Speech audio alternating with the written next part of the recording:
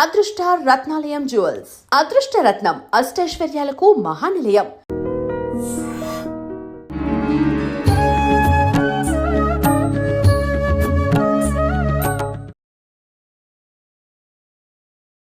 నమస్కారం, welcome to I dream. ధర్మ మార్గం విత్ విజిత కార్యక్రమానికి స్వాగతం. ప్రస్తుతం మనతో పాటు ఉన్నారు శ్రీ విద్యా ఉపాసకురాలు శ్రీ మహావిద్యానందగిరి మాతాజీ గారితో మాట్లాడి ఇప్పుడు మరిన్ని విషయాల గురించి మాట్లాడుకుందాం. మనకున్న సందేహాల గురించి కూడా నివృత్తి చేసుకునే ప్రయత్నం చేద్దాం. అమ్మ నమస్కారం. శ్రీమాత్రే నమః. అమ్మ, ప్రస్తుత పరిస్థితులు ఎలా అయిపోయాయి అని అంటే ఆలోచనల్ని కూడా ఆలోచించడం మొదలు పెట్టేశాం. నిజం చెప్పాలంటే ప్రతి కదలికకి ఆలోచించందే ఏ పని కూడా చేయకుండా అయిపోయింది పరిస్థితి. ఎంత ఘోరంగా అంటే నిద్రలో కూడా అవి వాటి పని అవి చేసుకుంటూనే ఉంటాయి. అంత ఘోరంగా ఉంది ఆలోచనల ప్రభావం. మరి ఈ ఆలోచనల్ని అదుపు చేయటానికి ఏదైనా కాసేపు ఒక దగ్గర ఏకాగ్రతగా కూర్చొని మెడిటేషన్ చేద్దామన్నా కూడా ఆ స్థితి కలగట్లేదు. అంత ఘోరంగా ఆలోచనల ప్రభావం అనేది ఇప్పటి తరానికైతే ఎక్కువగా ఉంది అని అనిపిస్తోంది. ఈ ఆలోచనలు అదుపులోకి వచ్చినప్పుడే ఖచ్చితంగా మనశ్శాంతి అనేది లభిస్తుంది. మరి ఆలోచనల్ని ఎలా అదుపు చేయాలి, మనశ్శాంతిగా ఉండాలి అని అంటే వీటిని అదుపు చేస్తే సరిపోతుందా, ఇంకేమైనా జాగ్రత్తలు తీసుకోవాలంటారా? ఆలోచనలు ఆగిపోవాలి, అంతేనా? ఒక పని చేయాలి. ముందు ఆలోచనలు ఆగటానికి సముద్రపులో అలలు ఆగిపోతే మన ఆలోచనలు ఆగిపోతాయి. సాధ్యం పడదు కదమ్మా అది. ఎందుకు ఆలోచనలని సముద్రంతో లింక్ పెట్టానో తెలుసా? సముద్రంలోని కదలిక మనలోని కదలికలు లింక్ అయి ఉంటాయి. నీటి శాతం ఎక్కువ మన లోపల. మన శరీరం పంచతత్వాలతో నిండి ఉంది. పంచతత్వాల్లో 72% అబౌవ్ వాటరే ఉంది. అంటే అన్నిటికంటే ఎక్కువ ఏముంది? మన భూమిని నీరే అధికంగా వ్యాపించి ఉంది. మన శరీరములోనూ అత్యధికంగా నీరే ఉంది. కనుక నీటి తత్వం ఏంటి? మూమెంట్, కదులుతూ ఉంటుంది. కనుక మనిషికి ఆలోచన లేని స్థితి ఉండదు కాక ఉండదు. సరే, ఉండదు. కనీసం పాజిటివ్ ఆలోచన రావాలంటే గుడ్, ఇది కరెక్ట్ ప్రశ్న అన్నమాట. ఈ ఆలోచనలు తగ్గుతాయి నిదానంగా, మనం సాధన ద్వారా తగ్గించుకుంటాం. కానీ ఆలోచన లేని స్థితి మీ అందరికీ రాకూడదు. మీ ఆలోచన అది పవర్ఫుల్ అయి ఉండాలి. మీ ఆలోచన మీకు క్షేమాన్ని కలిగించేది అయి ఉండాలి. మీ ఆలోచన మీ కోరికను నెరవేర్చేది ఉండాలి. అలా కావాలి అంటే ప్రతి ఆలోచనకి మనం పాజిటివ్ యాడ్ చేసుకోవాలి. బయటికి వెళ్తామనుకోండి, ఎంతసేపు ఇలా అవుతుందేమో, అలా అవుతుందేమో, ఇది చేస్తారేమో, ఇలాంటి భయాలతో అడుగు బయటేస్తారు. పిల్లల్ని స్కూల్కి పంపిస్తే అదే భయాలతో పంపిస్తారు. పిల్లల గురించి ఇలా ఇప్పుడు పరిస్థితులు ఇలా ఉన్నాయి, ఇప్పుడు ఏం జరుగుతుందో, నా బిడ్డ ఇలా వెళ్ళిందే, ఇలా ఉన్నాడే, ఏవో నా బిడ్డకి ఎలాంటి పరిస్థితి ఏర్పడుతుందో. స్త్రీలు అయితే భర్తల కోసం కూడా కూర్చుంటారు ఇంట్లో. నేనేం చెప్తాను అంటే ఆలోచించండి, కానీ భగవంతుడిని ప్రార్థన చెయ్యండి అంటాను. నెగిటివ్ థాట్ రాగానే ఇమ్మీడియట్లుగా మనకి ఉన్న ఏకైక అద్భుతమైన ఆధారం భగవంతుడు. ఏ పేరు చెప్పను నేను, దేవుడికి పేరు లేదు, అన్ని పేర్లు దేవుడివే. దేవుడికి ఆకారం లేదు, అన్ని ఆకారాలు ఆయనవే. ఆయన లేకపోతే ఈ సృష్టి లేదు. ఇప్పుడు ఉదాహరణకి మనం చపాతీలు చేయాలనుకో, దానికి మూలం ఏంటి? పిండి లేకపోతే ఏం చేయలేం. ఒక్క పిండి ఉంటే ఎన్ని చేయొచ్చు? చపాతీ, పూరి, పరాటో, అది ఇది అంటూ మళ్ళా కజ్జికాయలు అంటారు, ఎన్ని రకాలు చేయొచ్చు. కనుక ఈ పదార్థం, మూల పదార్థం భగవంతుడైతే ఆ దాని ద్వారా వచ్చినవే ఇవి మొత్తమును. ఈ సృష్టిలో ఉండే చరాచర పదార్థాలన్నీ జంతువుల, లేకపోతే జడ పదార్థాల, లేకపోతే రాళ్ళ, రప్పల, ఏదైనా అంతా పరమాత్మే.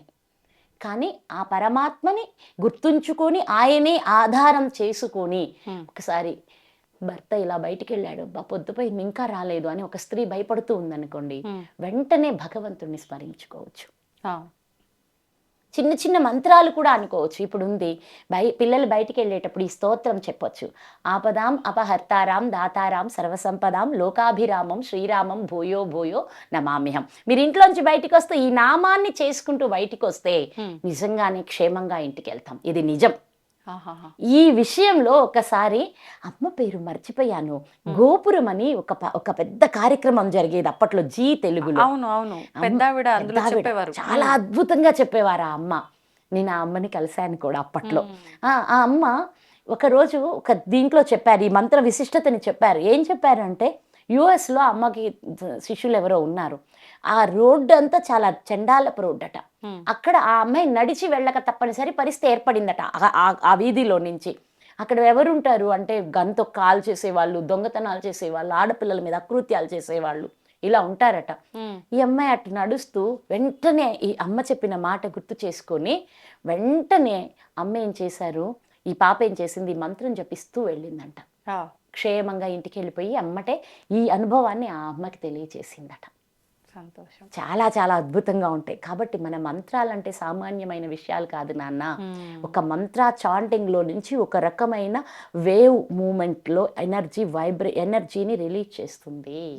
ఆ ఎనర్జీ మన చుట్టూరు అంటే ఏంటంటే అక్కడ అందరూ ఉంటారు, వాళ్లకు మన మీద ఎలాంటి దుశ్చర్యకు పాల్పడాలనే ఆలోచన లేని స్థితి మన వైబ్రేషన్స్ వాళ్ళకి ఇచ్చేస్తాయి. ఓకేనా? అలాగే బుద్ధిబలం, యశోధైర్యం, నిర్భయత్వం, అరోగత, అజాఢ్యం, వాక్పటుత్వం చ హనుమత్ స్మరణ భవేత్ అని చెప్పారు. ఎన్నున్నాయి చూడండి. అన్నీ పొందాలి అంటే ఏం చేయాలంటే నిరంతరం హనుమంతుడిని స్మరించాలి అని చెప్పింది.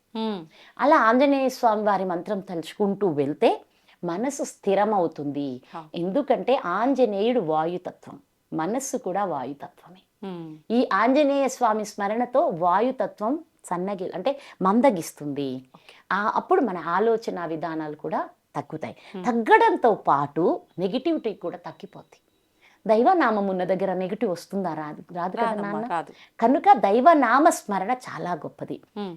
దానితో పాటు ప్రత్యేకంగా నీకు నువ్వై, అంటే అందరికీ ఇది నీకు నువ్వై సంకల్పించుకొని ఒక ఆలోచన భయంతో కూడిన ఆలోచన రాగానే దానికి విరుద్ధమైన ఆలోచనని మీరు ప్రత్యేకంగా చేయటం మొదలు పెట్టండి. నెగిటివ్ థాట్కి బదులు పాజిటివ్ థాట్ ఆలోచించండి. ఇదే మన పెద్దలు ఒరే ఏముందిరా వేస్తే వెంట్రుక వస్తే కొండ అన్నారు. మీకు ఈ విషయం, ఇది వెంట్రుకతో కొండలాగడం అంటే సామాన్యమైన అర్థం కాదు. దీని లోపల అయ్యే మన సామెతలకి మన యొక్క ఎన్నో విషయాలకి అర్థాలు తెలియక కొట్టుమిట్టాడుతూ ఉన్నారు ఇక్కడ. అర్థమైందా? ఇల్లు ఇరకాటం ఆలి మరకాటం అంటారు చూడండి. ఇల్లు ఇరకాటం కాదు, ఇల్లు ఇరుకవాటం ఆలి మరో కవాటం. ఇరుకవాటం అంటే 2 ద్వారాలు ఉండాలి ఇంటికి తప్పనిసరిగా. దీని ఇలా మార్చేశారా? మరి ఇల్లు కట్టావు అంటే ఇటొక వాకిలి అటొక వాకిలి పెట్టుకోవాలి. నీకు ఇటు నుంచి వచ్చేది అటు నుంచి బయటికి, అటు నుంచి మూమెంట్ ఆఫ్ ఎయిర్కి ఆ మాట చెప్పారు. ఇల్లు ఇరుకవాటం ఆలి మరో. ఆ ఇంటికి ఇంకొక ముఖ్యమైన, ఇంటికి ముఖ్యమేంటి? గుమ్మం, తలుపే కదా. ఆ తలుపే ఆ ఇంటికి ముఖద్వారమే నీ భార్య అని చెప్పడమే. అంతేగాని ఆలి కోతిలా ఉండాలని ఎక్కడా లేదు. ఎన్ని చెత్త విషయాలు. అలాగే ఇది కూడా వెంట్రుక వెయ్యండి, కొండ లాక్కోండి, పోతే వెంట్రుకేగా అని చెప్పారంటే ఏంటంటే ఎందుకురా వేసేసే ఒక పాజిటివ్ ఆలోచనని, ఒక సానుకూలమైన ఆలోచనని పంపించు. వస్తే కొండే వస్తుంది, లేకపోతే ఏమైందిరా ఆలోచనే కదా అనేది. ఎంట్రుక వేసి కొండని లాగడం, పోతే ఎంట్రుక వస్తే కొండ. అంటే మనం ఆలోచిస్తే సవ్యంగా, ఎప్పుడూ నిరంతరం సవ్యంగా ఆలోచనలతో ఉంటే, సరే ఆలోచించొద్దు బాగానే ఉంది, ఏం లాభం వస్తుంది? మీరు నెగిటివ్ ఆలోచిస్తే మీరేం పొందుతున్నారు? మనశ్శాంతి పోతుంది, ఆరోగ్యం పోతుంది, లాభం లేదమ్మా. బాగా చెప్పావు. ఆరోగ్యం ఎంత ప్రభావం, అనారోగ్యం వస్తుంది కదా. అసలు డిసీజెస్ ని సైకోసోమాటిక్ డిసీజెస్ అంటారు. అంటే ఈ అంటువ్యాధులు వచ్చేది 5%. అంటే మీకు తెలియదు ఏమన్నా, అంటువ్యాధి అంటే జలుబు ఒకటి, కొన్ని సీజనల్ వైరల్ ఫీవర్లు కొన్ని, మళ్ళీ అప్పట్లో వచ్చాయి అంటువ్యాధులు, అమ్మవార్లు, తట్టులు, ఆటలమ్మలు, దద్దులు అంటూ వచ్చాయి. ఇవే అంటువ్యాధులు. ఓకేనా? షుగర్ కానీ, ఇక్కడ బీపీ కానీ, థైరాయిడ్ కానీ ఇట్లాంటివి ఏ అంటువ్యాధులు కాదు. అవి ఎక్కడి నుంచి వస్తున్నాయి అంటే మనిషి యొక్క ఆలోచనల నుంచే పుడుతున్నాయి. అందుకే వాటిని సైకోసోమాటిక్ డిసీజెస్ అన్నారు. మళ్ళీ కర్మపరంగా వచ్చే వాటికి కూడా 5% ఇచ్చారు మనాళ్ళు. కర్మపరంగా వ్యాధులు కూడా ఎక్కువ రావని చెప్పారు. అవునా? దీర్ఘకాలిక వ్యాధులు కర్మపరంగా వస్తాయి. ఇవన్నీ సీజనల్లో వచ్చాయి అంటువ్యాధులు. అదొక 5%, ఇదొక 5% ఇస్తే 10%. మిగతా 90% మనిషి తనకై తాను తెచ్చుకుంటున్న వ్యాధులు మిగతా కొన్ని తెచ్చుకుంటున్నారు. క్యాన్సర్ లాంటి మహమ్మారులు కూడా ఒక వ్యక్తి యొక్క ఆలోచన విధానాన్ని పట్టొస్తుంది. క్యాన్సర్ వాళ్ళని మీరు వచ్చిన తర్వాత గమనిస్తే వాళ్ళకి చిరాకు, కోపం, అసహనం ఎక్కువైపోద్ది. అప్పటికి వాళ్ళు ఆల్రెడీ అలా నెగిటివ్ పెట్టుకొని దానికి కారణాలు ఇవ్వని ఆ బిడ్డల్ని నేను నిందించట్లేదు. ఇంట్లో ఎన్నో కారణాలు ఉంటాయి. మీకు ఇవ్వవలసిన ప్రేమ దక్కకపోతే, ఇవ్వవలసిన ప్రయారిటీ దక్కకపోతే, ఇలా ఎన్నో కారణాలు ఉన్నాయి. కారణాలు లేవు, మీరు ఏకంగా ఏయో కొనుక్కొచ్చుకుంటున్నారని నేను ఎవరిని అనను. ఉన్నాయి కారణాలు. కానీ కారణాలు కల్పించే వాళ్ళ మూలాన మీరు బాధలు పడి మిమ్మల్ని మీరు తగ్గించుకుంటే నష్టం వచ్చేది ఎవరికి? సెల్ఫ్. అందుకని దయచేసి వాళ్ళేదో అన్నారు, వీళ్ళేదో అన్నారు అని చెప్పి ఎవరి కోసమో మిమ్మల్ని మీరు ఆరోగ్యం పాడు చేసుకోకండి.